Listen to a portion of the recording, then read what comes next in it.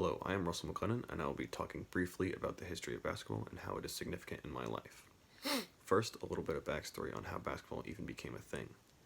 The first game of basketball was played in Springfield, Massachusetts in 1891 with a soccer ball and two peach baskets.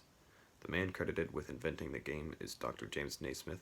Although it may not have much cultural significance to me, it does have some significance in the entire African American culture.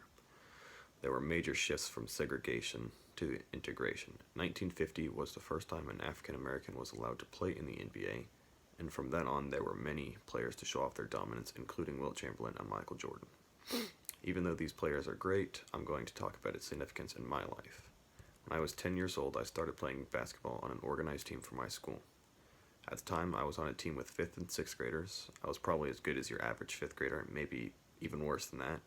And as you can imagine, especially if you have children of your own, typically 5th graders aren't too good at basketball.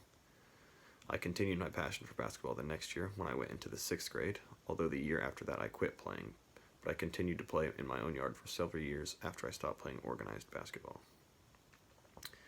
Then when I was a freshman, the coach of the high school team asked me to join basketball because somehow he had heard that I was a good basketball player, and I have no idea where he got that idea because I was not any good at basketball anymore.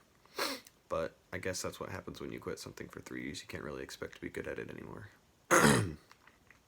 Although I wasn't good anymore, I did join the team in 10th grade and didn't get to play at all. At the school that I attended, the high school team was 10th through 12th grade, regardless of skill level. And there was many players on that team that were all state caliber players. Then when I was a junior, I started to play a little bit, but still didn't get very much playing time. And then in between my junior and senior year, the coach that we had moved away from my school to another school that was about 3 hours south. The new coach that we got, I wasn't too sure about at first, but as the season went on, I realized that he was an even better coach than our old coach. As a senior, I started most games, but was just an average player. There was many times, especially when I was a senior, when basketball was a comfort zone. Anytime that I had a lot of stress, which, to be honest, wasn't very often, I could just play basketball with my friends and completely forget about it for the time being. It was a time that I could just clear my head and think of all the things that were going on in my life.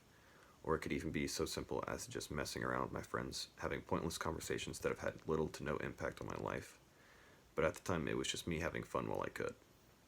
Now that I'm out of high school, I don't play very often, but occasionally I will go back to my old high school, since I'm pretty close with the coach and all the players, and play on weekends or the night. After all the years of playing basketball, I am very glad that I joined back in 10th grade and started playing again, because I have made so many friends that I wouldn't trade for anything. A lot of the friends that I have now are solely because we played basketball together, and we probably would have never even had a conversation if it wasn't for basketball. So I'm very grateful for all the memories that it has brought me, and the continued memories to come.